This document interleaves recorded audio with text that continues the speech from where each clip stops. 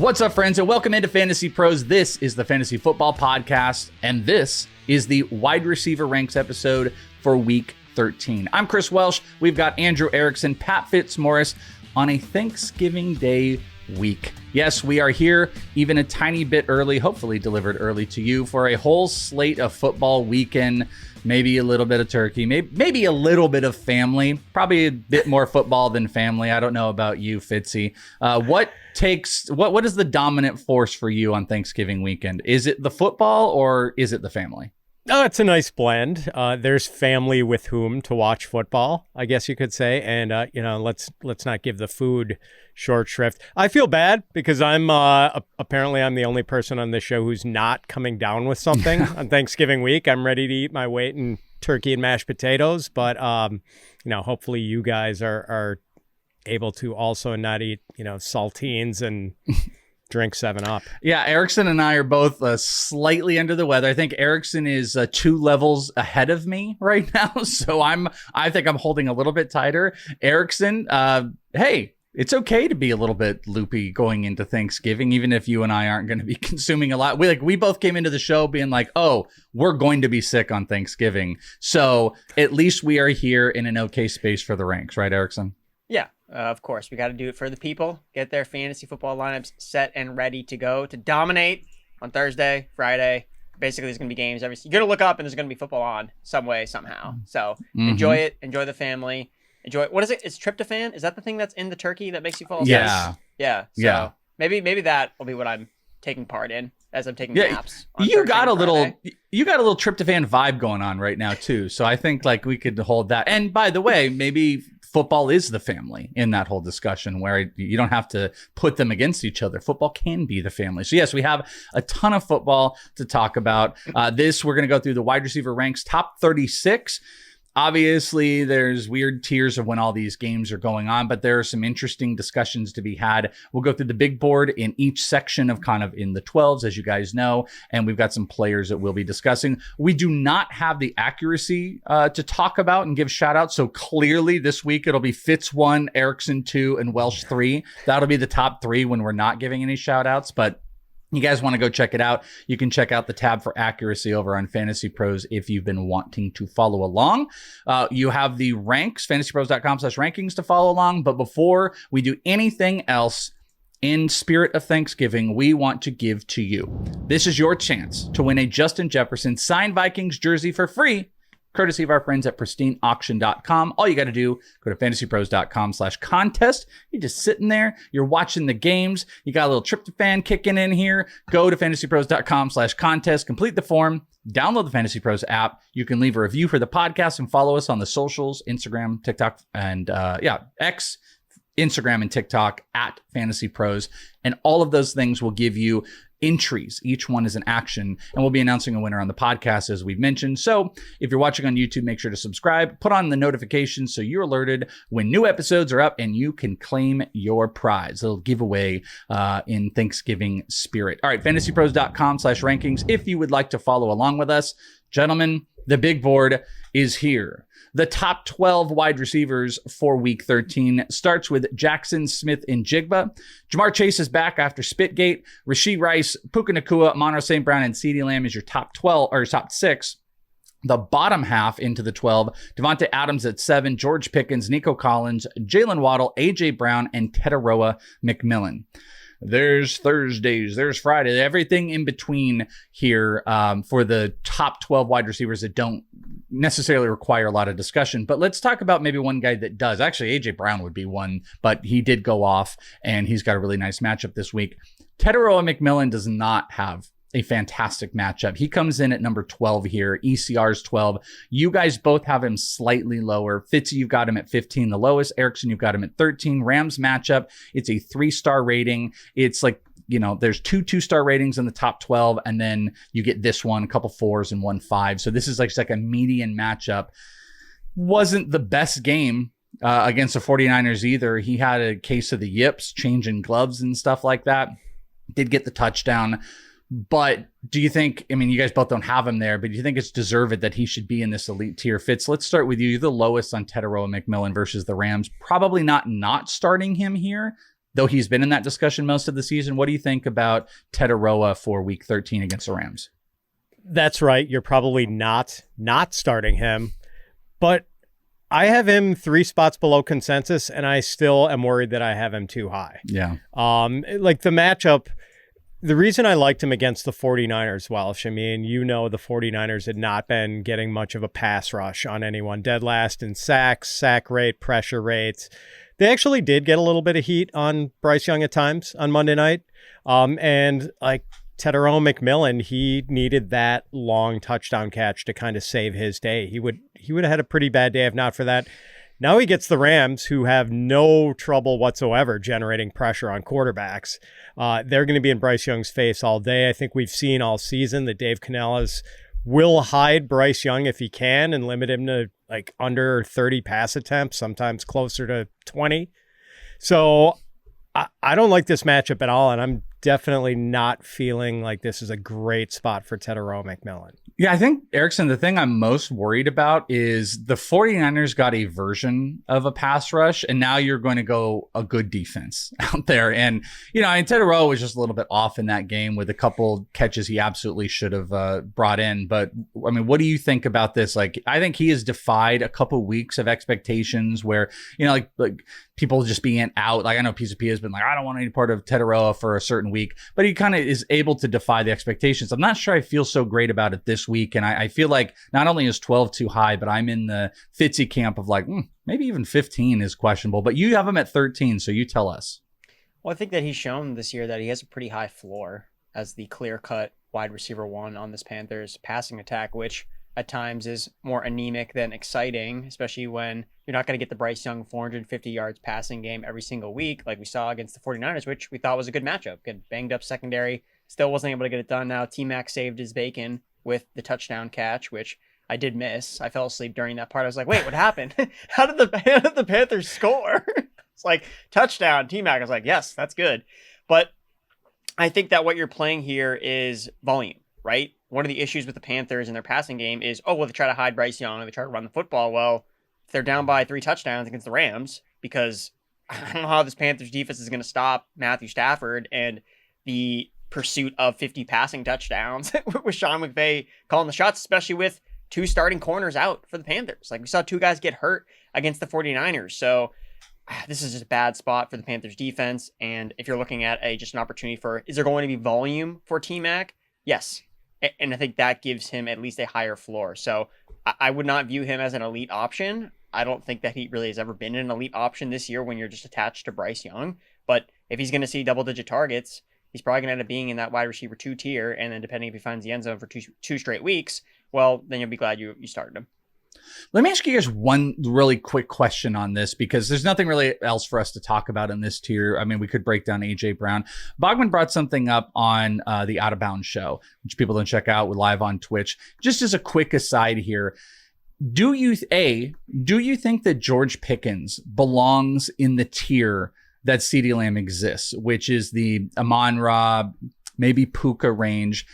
And then the question I threw out is, do you think that we should be considering George Pickens over CeeDee Lamb? It's a little arbitrary in this. You're starting both guys, but Fitzy, let's start with you. Do you think that George Pickens deserves to be in the conversation of those players moving forward? And or do you think George Pickens singularly is more valuable at this point than CeeDee Lamb? Yes and yes. Okay. And in the past, I've been slow to adjust on things like this, not ranking one teammate over another more highly regarded teammate, even though the more highly regarded teammate is being outperformed week after week. Pickens has been fully unleashed in this Dallas offense. Like the only bad game he's had for fantasy was that Thursday night season opener against the Eagles when he had 3 catches for 30 yards. And now he just had a much better game against the Eagles, 9 for 146 and a touchdown. And Pickens went over 1,000 yards in that game. He's now on pace for 104 catches, 1,629 yards, and 12 touchdowns. And CeeDee Lamb is awesome. I don't feel like I'm dissing him by ranking him below George Pickens in any given week. I just feel obligated to rank Pickens higher. He's averaging significantly more yardage per game than CeeDee Lamb and scoring more touchdowns than CeeDee Lamb. And we've now got a pretty good sample size for the season. Same thing to you, Erickson. Not a week 13 necessarily question, but an overarching question. Pickens in the same group and Pickens over Lamb. Yeah, I think that it's definitely worth the conversation. I do think that more often than not, it's going to be kind of like ping-ponging most types of weeks. Because again, you saw what happened with Lamb. If he doesn't drop a touchdown for 2 weeks in a row, then the production doesn't look nearly as stark. I mean, I don't know what is wrong with Lamb in his hands. Like, dude, just catch the ball, especially when he's like in the end zone. So that's kind of been an issue with Lamb. But there's no debate who's had the higher ceiling this year on a week-to-week basis. So George Pickens has 4 top 5 finishes this year on weekly finishing, 2 of which have come with Lamb and 2 of which have come without Lamb. CeeDee Lamb has 0 top 10 finishes this year in half PPR. Wow. Now, that changes if he just catches like a couple more touchdowns. So the opportunities have been there, but he's wide receiver 10 in expected points per game and wide receiver 10 in actual points per game. So he has really been more of a low-end fantasy wide receiver 1, whereas Pickens has really been more of the top 5 guy and basically what we thought Lamb was going to be when we were drafting him as a top 3, top 5 wide receiver during draft season. So I didn't think that we'd see a scenario where Pickens was actually hurting Lamb. Like, I thought it was going to be the other way around, but that has really been the case with how well Pickens has played. And I mean, there's no stopping this guy right now. Like him and Dak are humming. And I think that the opportunity that Pickens got when Lamb missed time, I think that was a opportunity for Pickens and Dak Prescott to really build their chemistry. And now you're kind of seeing it on display of how good they are and how Dak trusts George Pickens to win these 50-50 balls. I mean, like, Dak just chucks it up there. He's like, dude, Pickens is going to come down with it, especially on the sideline. So he's been an absolute monster. Look, I don't think you're in a situation where you have to figure out, oh, which Cowboys receiver do I start? You start Not both necessarily. Guys. But I will say that after the game, Coach Speak was, hey, we got to get the ball more to CeeDee Lamb. And CeeDee Lamb did still have more targets than George Pickens. So I know, I feel like, and I do this with the Eagles receivers sometimes too, where I'm like, nope, I'm going Devontae Smith this week over A.J. Brown. And then it's like the reverse. And then the next week it's the reverse. So I know we try to be very clear and defiant about, no, it's going to be Pickens the rest of the way, no matter what. No one's going to be surprised if Lamb goes for 2 touchdowns and 100 yards this week, right? And you're like, oh man, like, why did I make that move? So that's kind of my read on it. But overall, like, the sample size has been, Pickens has been the guy with the higher ceiling. Easy stuff on the wide receiver 1s, so let's make it a little bit more of a challenge. Going to the wide receiver 2s, these are guys ranked 13 through 24 on ECR. Your list starts with Emeka Egbuka at 13, followed by Ladd McConkey, Chris Olave, Stephon Diggs, Devontae Smith, and Justin Jefferson, all the way down at 18. We haven't seen that ever. Jamison Williams, Zay Flowers, Wan'Dale Robinson, Michael Wilson, Rome Odunze, and Khalil Shakir. So here's the meat of some of the big discussions. Let's start with Emeka Egbuka. You two fine gentlemen are on opposite ends. He is ECR 13 on the list. He actually was 12 even as much as a couple hours ago. And this one, Erickson, you've got at 14, and Fitz, you've got at 22. So let's just start a little bit on the positive, Erickson. You've got him right around ECR. Last week's performance. There's also the question about Baker Mayfield, of course. Your take on Emeka Egbuka moving forward for this week? He has a 29% target share in the last 5 games. I like the matchup this week against the Arizona Cardinals, who just play in shootouts after shootouts because of the way that Jacoby Brissett plays football. So I still think Egbuka is a wide receiver too. And I'm sick of getting burned by lowering wide receivers when they get the backup veteran quarterbacks in and then they just end up doing better than they do with the starters. Like, I'm just like sick of it, to be totally honest. So I'm just trying to not downgrade Egbuka like substantially. Yeah, there is now more risk layered in with Teddy Bridgewater, but I mean, Baker Mayfield has been like playing through injuries like the last 5 weeks, which is why you've seen Egbuka's production tail off in the last 5 weeks. So still believe Egbuka is a super talented player. He's the clear alpha in this passing game. I'm not really concerned about whatever Chris Godwin, Tez Johnson, K-Dot, like these guys are all ancillary pieces in this Bucs passing attack. So again, the Bucs defense still can't stop anybody. If Jacoby Brissett's going to be dropping back 50 times, Michael Wilson balling out, then I think that this is an environment where you want to start different pieces, and that includes Egbuka for me. So I still think that he's like a high-end wide receiver too, because he's the target leader and he's a really talented player. So, Fitzy, you've got him outside the top 20. You've got him at 22.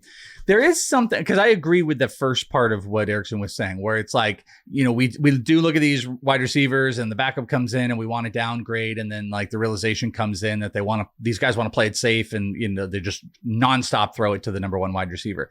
The only slight caveat into this is like, Chris Godwin is kind of one of those like safety net guys, can play out of the slot, where a guy like Teddy Bridgewater might just sling the ball to him a bunch if they don't want to play it deep. And I don't know how comfortable they are. I don't know if that is playing a role in your thought process at all, or is it simply going from Baker Mayfield to Teddy Bridgewater? If that does happen, is kind of the concern. But you have him at wide receiver 22 this week. Yeah, that was a small part of it, Welsh, especially when there has been some talk. I don't know if it was who was talking about it, if it was Josh Grizzard or someone else, saying maybe it was kind of a ramp-up game for Godwin last week and he plays more a little this week. So for me, though, it's mostly about I love the player. I love Egbuka, but the Buccaneers passing game has kind of hit skid row, and maybe Erickson is right. Erickson made a lot of really good points on this, and I might move Egbuka up a little bit because Erickson was so convincing, because maybe Teddy Bridgewater isn't a big drop off from Baker Mayfield based on the way Mayfield has been playing lately. Like in the 4 games before that Sunday night wipeout against the Rams where Baker Mayfield got hurt, he'd averaged 5.7 yards per pass attempt in the 4 previous games, and Egbuka had 40 or fewer receiving yards in 3 of those 4 games. So now Mayfield probably is going to be out with this shoulder injury. We get Teddy Bridgewater instead, and I don't think anyone is going to talk about Teddy Bridgewater being an upgrade over Baker Mayfield. But maybe if Mayfield has been affected by these injuries he's been dealing with, maybe it's not as much of a downgrade as we would have thought. Well, speaking of downgrade, Justin Jefferson. That's the name of the game for Justin Jefferson, who had been a top 5 guy, maybe pushes around 8 or 7 or 8 or something like that. We're down at 18 on the list. Fitzy, you've got him at 19. Erickson, you have him even lower. Fitz, not that you're in like the massive positive range, but you're 1 spot off of ECR. Let's start with you on him. They're likely, or I think that it's already confirmed, we're not going to have JJ McCarthy this week. It's been pretty abysmal. I don't know if Brosmer makes you feel any better if the backup quarterback's going to get them the ball, but you got him at 19. Your thoughts, Fitzy, on Justin Jefferson this week? This is legit range of like not playing a wide receiver. When you get into the late teens rank, like there might be better options out there. Yeah, remember how in summer of 2024, we spent so much time debating whether Justin Jefferson was quarterback proof because he was about to be paired with Sam Darnold? Well, I mean, maybe Justin Jefferson drafters should be blaming Sam Darnold for having such a good season and for making us think Justin Jefferson was QB proof, because clearly he is not. I can't believe I'm barely keeping Justin Jefferson inside my top 20 and wondering if he's still ranked way too highly. I mean, it's probably going to be like, how could it be worse, Welsh? Like, how could Max Brosmer be a downgrade from JJ McCarthy? I know Max Brosmer is an undrafted free agent. I agree. But like McCarthy has been so bad. And while like, I don't know, while it would be hard for things to get any worse for Jefferson than they've been, now we've got this rookie with no pedigree whatsoever making his first NFL start on the road in Seattle, one of the toughest places in the league for visitors to play against a top 5 defense. Yikes. Maybe this is another case where I should defer to Erickson and just, be where he is with this ranking. Everything screams you run away. But as an agent of chaos that I like to be, I sit in a world of, what if it got better? Give me a world where all of a sudden Jefferson does get 12 targets and catches, and then we get to have the chaos conversations with JJ McCarthy, because it is hard to look as bad as JJ McCarthy has, but Brosmer might be that player. But everything lines up for this to be a horrible situation unless chaos takes over Erickson. So I see you are committed. You 24. I mean, ECR 24. You almost have him as a wide receiver 3 this week. Yeah. It's really sad to see, but I think the spot for this matchup, I mean, the Vikings not going to get destroyed on the road against Seattle with an undrafted rookie quarterback making his first start. We talked about in the Betting Pros show that you want to bet against rookie quarterbacks making their first starts, especially on the road, especially when they're undrafted from UNH. Like, that's right in my backyard, University of New Hampshire. Not known for a lot of football talented players. Now, he did spend his last year at Minnesota, which is why, again, picked up with the Minnesota Vikings as a local guy. I share some optimism with Welsh about, can Brosmer be better for Jefferson? Because frankly, it can't be worse.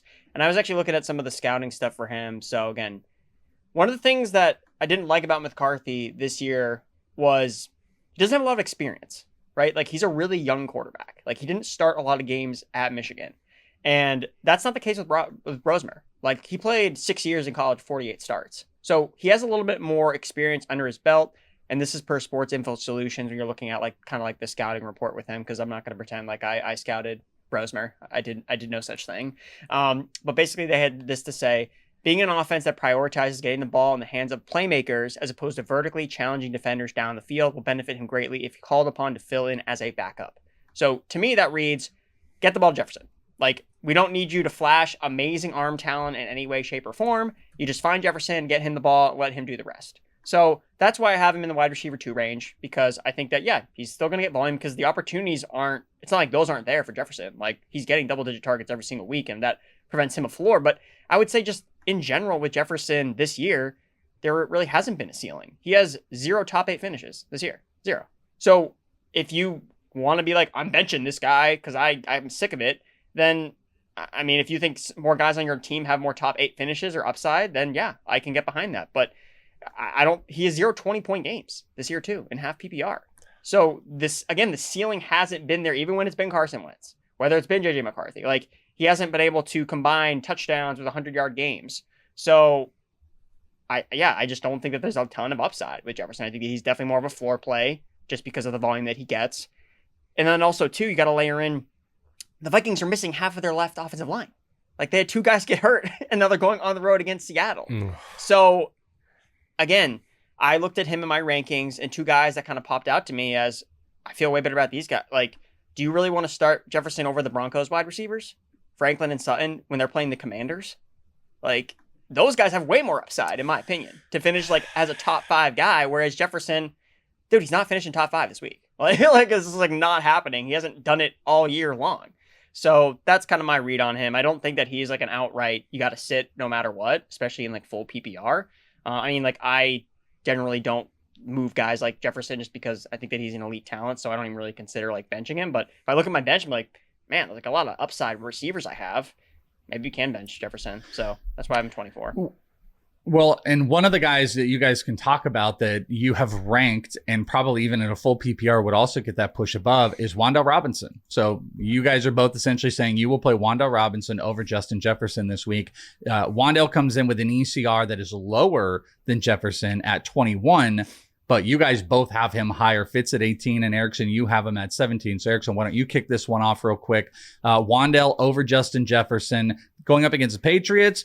Jameis, just great to watch and got Wan'Dale massively involved. Talk to us about Wan'Dale. You know, I mean, I'm kind of laying it out like, talk to us about Wan'Dale over Jefferson, but it is just more like your positivity of Jefferson as a high teens ranked player. I mean, Wan'Dale has been a target machine. 9+ targets in 5 of his last 6 games, averaging north of a 31% target share. Look, I mean, Wan'Dale Robinson kind of doesn't get the respect that he deserves. I mean, this guy got 140 targets last year, and I get that last year it was a lot of underneath short A-dot type of stuff, and we don't love that for fantasy necessarily besides in full PPR, but this year they've really kind of expanded his role. Like, he's not just a guy that's catching underneath passes. Like, they will use him downfield on occasion. He is good after the catch, and he's not pigeonholed to only playing in the slot.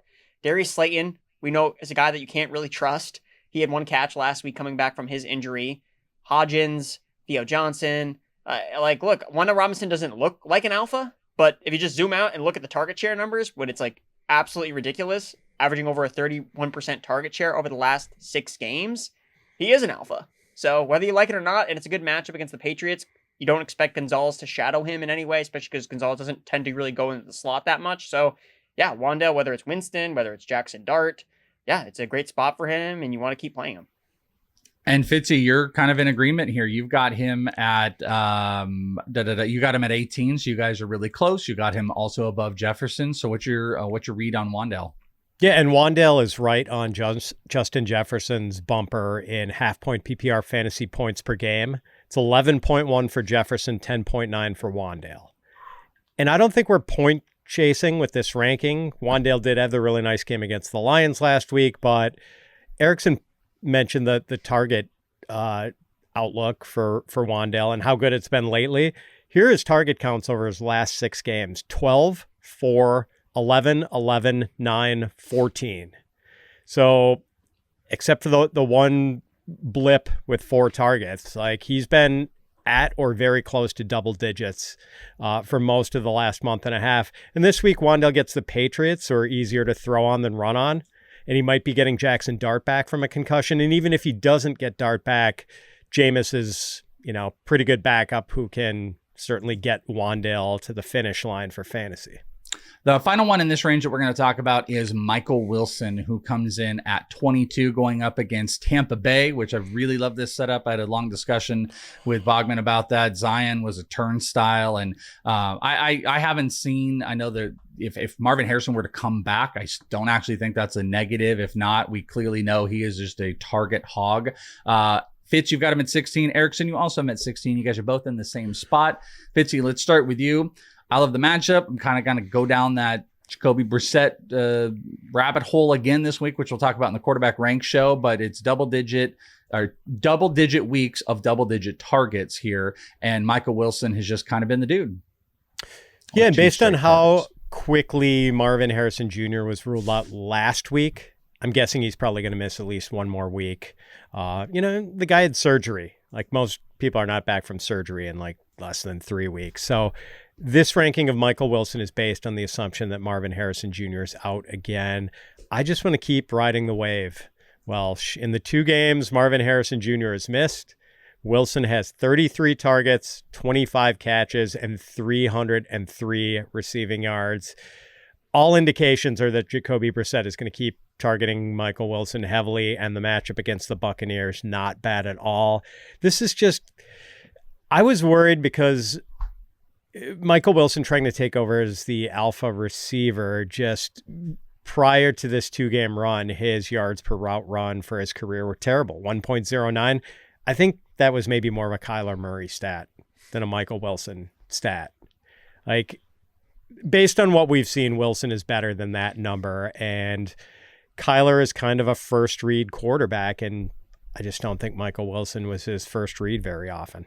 Yeah, and Erickson, and I miss, obviously not double-digit games, but 2 games, he's had double-digit targets. That is clearly what I was saying. He has been the guy for Brissett, and Erickson, you're ranking him as such as well. So this is another guy, by the way, in this little grouping. Would you have thought, if I would have told you, I don't know, 2 months ago, that Wan'Dale Robinson and Michael Wilson would be no-brain starts over Justin Jefferson? You probably would have thought I was insane. But talk to us about Wilson, Erickson.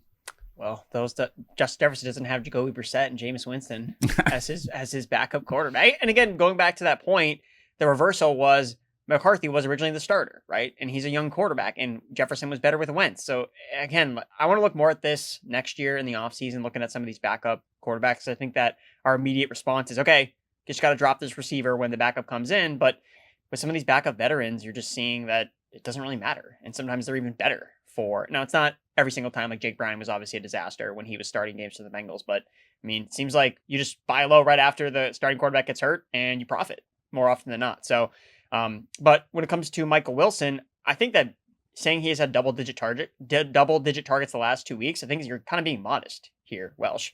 He has, when you include penalties too, he has 18 plus targets in back-to-back games. Not 10, not 11, 18 targets. That's bunkers. I don't see how you can bench him, whether Marvin Harrison Jr. shows up or not. Like, I honestly don't know what's going to happen when Harrison comes back. I would assume that it's just guys like Greg Dortch, like he kind of like fades back into oblivion, because even he's been productive the last 2 weeks somehow. Like, he scored some touchdowns, but he's been productive as the third receiver. So this isn't to say that Marvin Harrison Jr. can't also be productive. Again, if we're getting just like so much passing volume from Jacoby Brissett and all of these matchups that everyone can eat, but I don't think Michael Wilson's going away anytime soon. So I know I posted like the 18 plus targets back-to-back weeks, and people were concerned that, oh, well, Marvin Harrison Jr. comes back. I'm like, really? Like, are we so convinced that he's like been this like clear-cut alpha? I mean, when they've been on the field, yeah, Harrison has been the guy, but was that more of the Cardinals, hey, we got to justify the pick, like where we took him like top 5 versus, well, Michael Wilson's actually like pretty good. I mean, he's a former second-round pick. Like, he was really talented at Stanford, dealt with a lot of injuries, but I think he's a talented guy, and as obviously he's showcased that the last couple of weeks.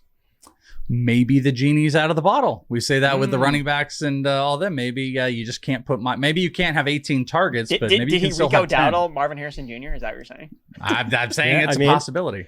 I mentioned this on one of the other shows. I know Matt Waldman, author of the Rookie Scouting Portfolio, he thinks Michael Wilson's a better route runner than Marvin Harrison Jr. Yeah, I think he might be better all around. Like Marvin Harrison is a super talented player, but he runs routes in a way where he gets the quarterback comfortable enough that they can throw the ball. He catches it. Like maybe it's not explosive in certain spots, but he's exactly what they need, and it's showing out in targets. Wide receiver threes are coming up, but first, today's show is brought to you by Hard Rock Bet. There are 3 things to be thankful for this week: family, food, and football. And thanks to Hard Rock Bet, you can easily sneak in bets while your crazy uncle goes on his annual rant about the good old days. Sign up today and you could feast with $150 in bonus bets. Just place a $5 bet. If it hits, you get not only your winnings, but also $150 in extra bonus bets. That's an offer you can't pass up, even on a full stomach. Not sure what to place your first bet on? Head over to the Hard Rock Bet Stats Hub and they'll help you out. It's loaded with trends, streaks, and stats to help guide your picks. Numbers don't lie, and neither does the data in there. Plus, this week on Hard Rock Bet, you get 3 50% profit boosts. One for each Thanksgiving Day game. Boost your same game parlay or same game parlay max so your bets pay extra winnings. There's new promos every day, so if you're listening to this later, just open the app and check out what they've got going on any day of the week. Download the Hard Rock Bet app and make your first deposit today. All right, wide receiver threes to finish off the show. Coming in at 25, we've got Michael Pittman, followed by Troy Franklin, Courtland Sutton. I didn't realize that. Franklin above Sutton this week. Deebo Samuel, Juwan Jennings, Christian Watson at 30. 31 through 36 is DK Metcalf, Alec Pierce, Darnell Mooney, Quentin Johnston, DJ Moore, and Jacoby Myers. So let's talk about that, Troy Franklin. ECR wide receiver 26. Fitz, you've got him one spot lower at 27. Erickson, you got him at 23. So the question is, Erickson, do you have Troy Franklin above Courtland Sutton like the ranks have him? I am double checking right now. I do not, but I'm fraud because they're back to back. So I'm not really going out on a limb saying that, oh yeah, he's like clearly the better guy. I think both guys are, like I mentioned them talking about Jefferson. When you're facing the Commanders, you have top 5 weekly upside, in my opinion. Both guys have flashed at times this year. I don't necessarily disagree with the ECR rank of Franklin because Franklin's been kind of getting the wide receiver 1 treatment in this offense, but I just can't imagine that Courtland Sutton just going to lose the alpha job to Troy Franklin. I understand that it's been that way. Expected points per game, Franklin has really been the guy, but I mean, Courtland Sutton's still like an alpha receiver, right? And eventually I do think that it's going to ping pong back to him as a featured piece of this offense, especially in a plus matchup against the Washington Commanders. So we saw last year, Courtland Sutton was not great in the first half of the season with Bo Nix. He had that bomb game against the Saints where he basically got no targets. And then the second half of the season, he was a wide receiver 1 the rest of the way. So, again, not trying to poo-poo on Troy Franklin. Think he's a great start this week, too, especially if this usage continues and he still operates as that number 1 guy. But Courtland Sutton's still a beast. And I still think that he's good and he can take advantage of this matchup. So, I like both guys this week as top 24 plays. Fitzy, does Courtland Sutton get the choice of cutting the turkey, or is that going to Troy Franklin? And what do you think about Troy Franklin as a start this week? Yeah, I also have Courtland Sutton ranked higher, and I'm not lame like Erickson putting them back to back. I have Michael Pittman in between them. So as one would. Perfect. two spots higher. And maybe I should have both higher based on the matchup against the Commanders, who are absolutely dreadful against the pass. Their pass defense is the worst in the league by far. I keep selling Troy Franklin short in the rankings. I'm still trying to figure out whether he's actually good or just a guy who's running hot with touchdowns. Franklin has 5 touchdowns on the season, 4 in his last 5 games. He's only averaging 1.49 yards per route run and 6.3 yards per target. Not very impressive numbers, but Troy Franklin is consistently drawing targets with at least 8 targets in 5 straight games. I just can't quite get to the ECR here, although I don't think it's egregiously high. I'm only 1 spot below, I think. I do want to add one thing too with, again, 8+ targets, 5 straight games, 2 games with more than 40 receiving yards, right? So that goes back to the, okay, how good is Troy Franklin actually doing, or is he kind of sun running? And does the bye week kind of cause a kind of fizzles out? Things go back in favor of Courtland Sutton because we know that he's also a really talented wide receiver. Good matchup. Again, it's a good matchup for everybody to get right, though. There's a little bit of Bo Nix. Sure. There's a little bit of Bo Nix that should be thrown definitely. into this as well. That's right. How much of that? It's not like Troy Franklin is playing with John Elway here. He's playing with Bo Nix, so it's really hard to judge Franklin based on that. Yeah. All right. Let's go to the next wide receiver, DK Metcalf, ECR wide receiver 31. Fitzy, you're a tiny bit lower. Erickson, you are at 27, so you're higher than consensus. It looks like we're going to get Aaron Rodgers back. So Erickson, why don't you kick it off? DK Metcalf, not that this is like resounding big positive rank. He's still kind of a wide receiver 3 in this, but what do you think about Metcalf? I think he's kind of just on that wide receiver 2, wide receiver 3 kind of fringe. Is Rodgers healthier coming back after 1 week that he missed? Maybe also from that finger injury. I know I talked about that on some show last week, how he hurt his finger warming up against the Colts, and then he'd been terrible those following 3 games after that. Metcalf's still seeing a lot of volume in this game, or in this offense. He scored a rushing touchdown last week, so they're still using him a lot in the red zone, and we're not afraid of the Bills' defense in any way. Yeah, it's really more that their run defense is pretty bad, so we know the Steelers are going to establish it, but Metcalf is so clearly the alpha in the passing game. Like that they have a 3-man tight end rotation. Calvin Austin, Roman Wilson are just the quintessential beta wide receivers that are just running kind of like clear out routes for Metcalf. So again, he's like fine. Like I'm not over the moon for him in any way. I think that upside's probably like a wide receiver too. Again, it just really depends on like what Rodgers looks like, right? If he comes back and he looks like healthy, like okay, great. Like we can feel better about Metcalf the following week. But I think for this week, it's wide receiver 2 or 3 rate, like flex play. Another kind of comparison, Fitzy, just doing the same bit here, is that like you're playing Troy Franklin over DK Metcalf. Didn't kind of think we get to that spot, but Franklin might be even a tier above. So you've almost pushed Metcalf out of like the top 3 wide receiver range. So what is your take on him at 32? DK Metcalf has had 55 or fewer yards in 6 straight games, and he's scored only 1 touchdown over that stretch. Like Arthur Smith's offense is not doing DK Metcalf any favors. And Erickson just talked about Calvin Austin and Roman Wilson being the guys who clear out for DK Metcalf. It used to be DK Metcalf being the guy running deep routes during his heyday in Seattle. I just don't know if this whole thing where they turn DK Metcalf into a short area receiver and have him try to get yards after the catch, like that's not his game. Never has been. So I think he is a square peg in a round hole in Pittsburgh. Yeah, I mean, the only play that they have, it looks like with DK Metcalf is a screen pass. It's just every time I ever see DK Metcalf, it is a 1-yard screen pass, and he's looking to break yards after that. They just don't have any ability to get him deep. Final one here is Darnell Mooney. We actually had a lot of conversation about Darnell Mooney this past week with the Drake London situation. He comes in at ECR 33. Probably a good matchup against the Jets. You guys are on opposite ends. Fitzy, you've got him at 28. Erickson's got him at 36. Fitz, you are the positive take. So let's you kick it off with Darnell Mooney this week.